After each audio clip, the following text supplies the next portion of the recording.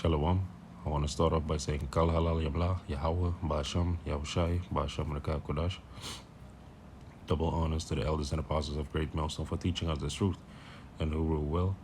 Peace and citations unto the Hakim that is spread around the four corners of the earth, spreading his word in sincerity and in truth. Shalom to the hopeful elect.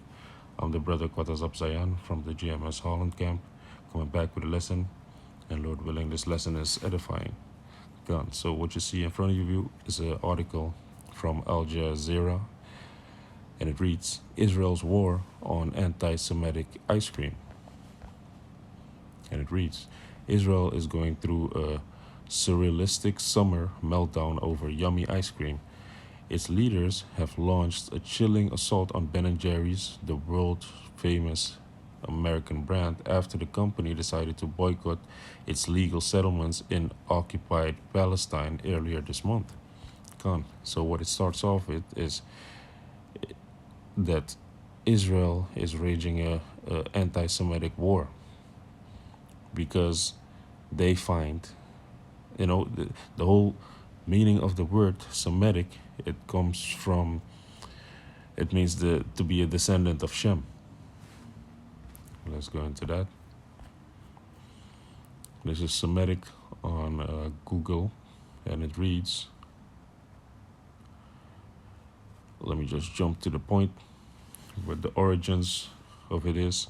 From modern Latin Semiticus, see Semite, because the things that Google is explaining here about the language and relating to the family of the languages from Hebrew, Arabic, that's not the point. The point is it comes from Semite, right? Semitic. And if you go into that word Semite, a member of any of the people who speak or spoke a Semitic language, including a particular the Jews and Arabs. But going to the point, from modern Latin Semita, via late Latin from Greek Sem, which is Shem, son of Noah in the Bible, from whom these peoples were traditionally supposed to be descended.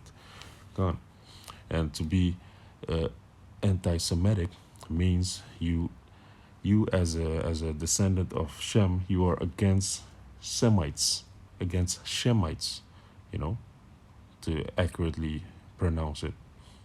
And who are the Semites, the Shemites? These are the Shemites, the descendants of Shem. You see, if you go down the family line, you get Eber, which is Hebrew. Peleg is when the earth started to be divided.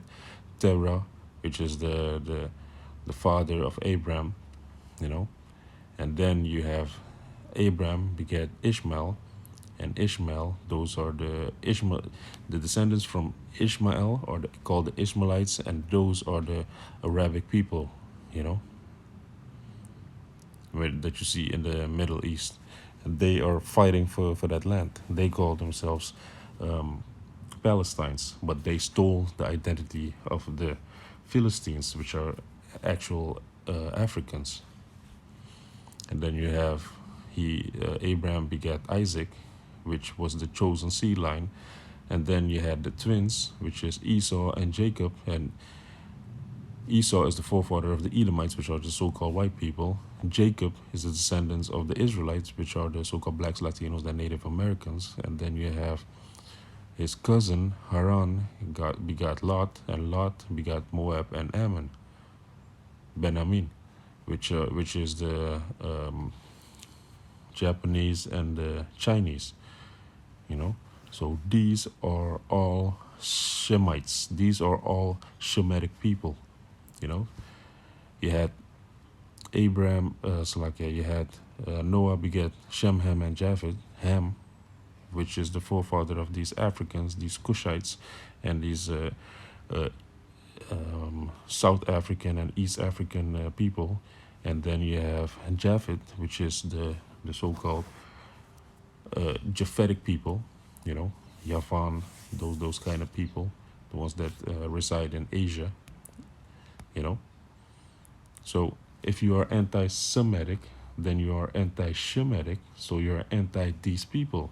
It doesn't only pursue to Amalek, because Amalek Those are the people that call themselves, you know, the J word right now. Those are the people that stay in Israel, but they are not the real Israelites. If you have the Jews, which were called Jews because they were the southern tribers. You had the three Jews, so like you had the three tribes, which were Benjamin, Judah, and Levite. Then where are the rest of the tribes? If you claim to be the people of the Most High, right? Then where are the rest of the people? Where are the rest of the tribes? Salakia. You see? So this thing is not adding up from Esau Edom, that he says that only the Jews, that they are being, how you call it, discriminated. They are anti-Semitic against those people. No, man. If you are anti-Shemitic, then you are against all these people, all these nations, you know? And we are not against all these nations, you see? So going back, and it reads, Israel's prime minister, Naphtali Bennett, condemned the anti-Semitic decision, and his foreign minister, Yair Lapid, labeled it a shameful surrender to anti-Semitism, which is also false, because if you are anti-Semit, if you are anti-Semitic, if you are anti-Shemitic, then you are anti all these other nations, as I just said. So it's not one particular tribe that you are against, you see? Because Amalek is the bastard that is dwelling in Ashdod right now, you know, because that land is not his. He calls himself a Jew, but he's not, you see? So let's go into that.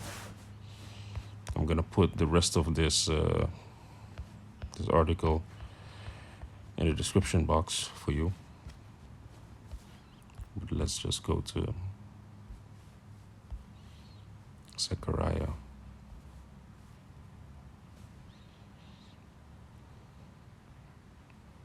Zechariah 9, verse 6. Because Esau Edom and the head tribe of Esau Edom, which is Amalek, they are the bastard that is dwelling in Ashdod right now.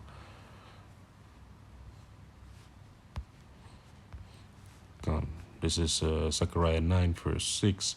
And a bastard shall dwell in Ashdod, and I will cut off the pride of the Philistines. So let's go.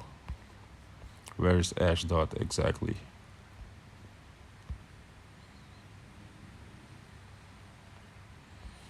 Ashdod, or Ashdod, Arabic pronunciation, is the sixth largest city and the largest port in Israel, accounting for 60% of the country's imported goods. And Ashdod is located in the southern district of the country and the Mediterranean coast, where it is situated between Tel Aviv to the north, 32 kilometers away, and Ascalon, the south, 20 kilometers away. Jerusalem is 53 kilometers to the east. The city is also an important regional industrial center. So Ashdod is in Israel.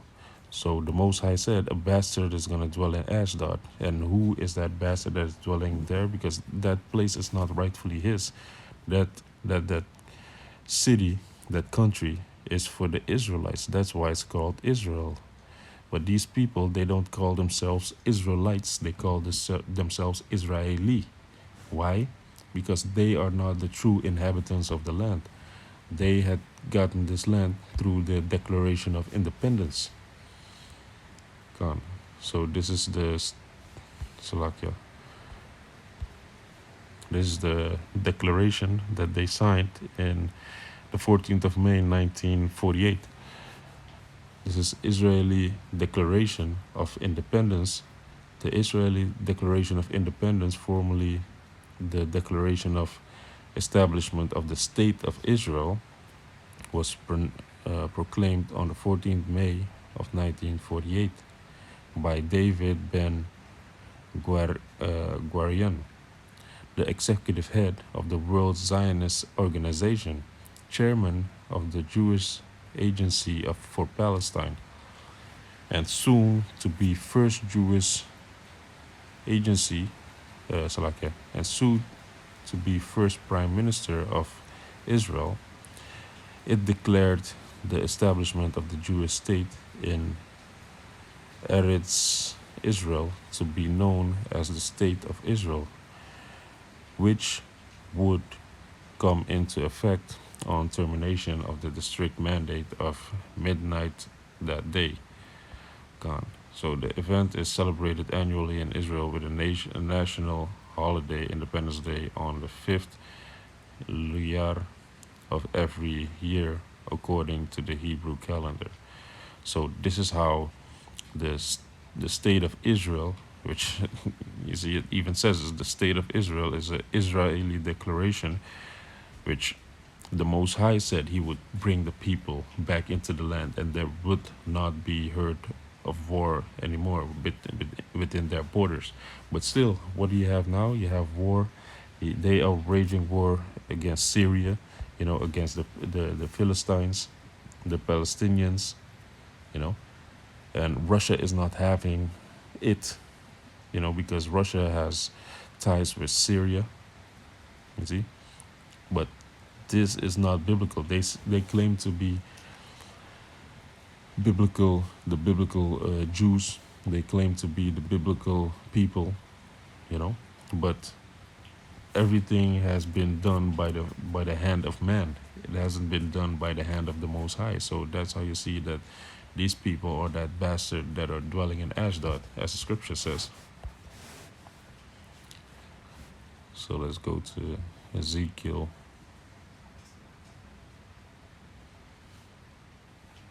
36, verse 2. Ezekiel 36, verse 2. Thus said Yahweh power, because the enemy had said against you, Aha, even the ancient high places are ours in possession. That's what they have right now, the ancient high places, which is that land. Therefore prophesy and say, Thus said Yahweh power, because they have made you desolate and swallowed you up on every side, that ye might be a possession unto the residue of the heathen, and ye are taken up in the lips of talkers, and are an infamy of the people. Therefore, ye mountains of Israel, hear the word of Yahweh thy power. Thus said Yahweh power to the mountains, and to the hills, and to the rivers, and to the valleys, to the desolate wastes, and to the cities that are forsaken, which became a prey and derision to the residue of the heathen that are round about. So the Most High said, ye mountains of Israel, and ye hills, which goes into these rulers, the rulership of Israel. Listen, all these places, all these rivers, all these cities are going to be forsaken, Verse 5, Therefore thus saith Yahweh power, surely in the fire of my jealousy have I spoken against the residue of the heathen, and against all Idumea, which have appointed my land into their possession with the joy of all their heart, with despiteful mindness, with despiteful minds, to cast it out for a prey. You see? So the Most High, he said, in the fiery anger, in the fiery jealousy that he has, he caused the residue of the heathen, even Idumea, which Idumea is the Greek way of saying Edom, which goes back to Esau, Edom, the arch nemesis, the arch adversary of Isaac, of Jacob, of the Israelites. they are going to have that land in a possession. And it's why? Because of the fire of the jealousy of the Most High. That's why he gave them that land. And that's why that land is so desolate right now. That's why there's raging war into that land. Because, if the people defile the land, even the land is gonna be unfruitful. The land is gonna spit them out. You know, the land is not gonna bear its fruits for them. Let's go to Isaiah 1, verse 7. And it reads, "Your country is desolate, your cities are burned with fire, your land, strangers devour it in your presence, and it is desolate as overthrown by strangers." Gone. Our land is desolate because that's our land right now. The land of Israel is the land that was set apart for the so-called blacks, Latinos, and Native Americans, but strangers are inhabiting that land right now. Let's go to Ezekiel 7.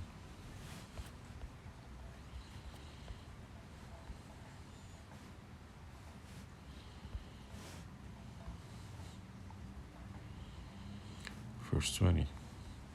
And it reads, "As for the beauty of his ornament, he set it in majesty, but they made the images of their abominations and of their detestable things therein. Therefore have I set it far from them, and I will give on it, and I will give it into the hands of the strangers for a prey, and to the wicked of the earth for a spoil," which is Esau Edom, who is the wicked of the who is the wicked in this world, pursuing to Jeremiah 7. The Most High has given the world into the hand of the wicked. Gone.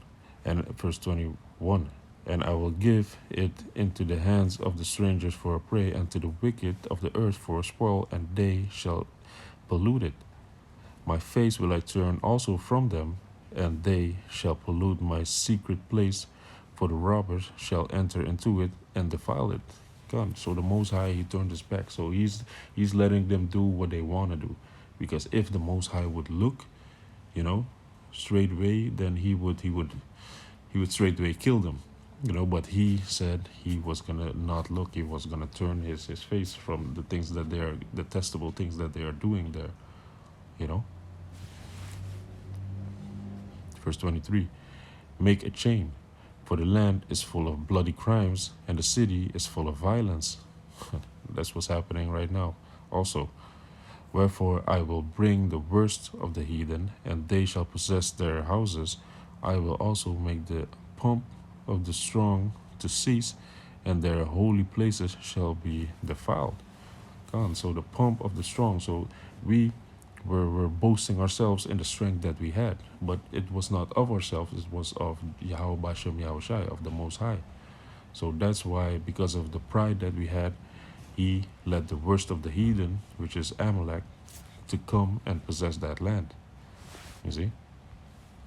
Let's go to the book of Lamentations 5, verse 1 and 2. "Remember, O Yahweh, what is come upon us. Consider and behold our reproach. Our inheritance is turned to strangers, our houses to aliens." Gone, because we had to flee that land. There would come Roman persecution, and we would run for the hills, as it says in the book of Matthew. So the Most High, he took our land, he took everything that we had because of us, because of the pride that we had, because that we went a-whoring to other gods. So he set us out of that land, and he let strangers into the land. Our houses are aliens, meaning to be estranged, to be far off. So we don't have a resting place here in Babylon, where we are at, because Israel, that's our homeland, that's our house. Done. So let's go to the book of Psalms and end it on that. This is Psalms 79, verse 1, a psalm of Asaph. O Yahweh, the heathen are come into thine inheritance, thy holy temple have they defiled, they have laid Jerusalem on heaps. Gone. So these people that are dwelling in Israel, those are not the Israelites. They are the Israelis, they are the Amalekites, and they are the strangers that are inhabiting that land right now, you know?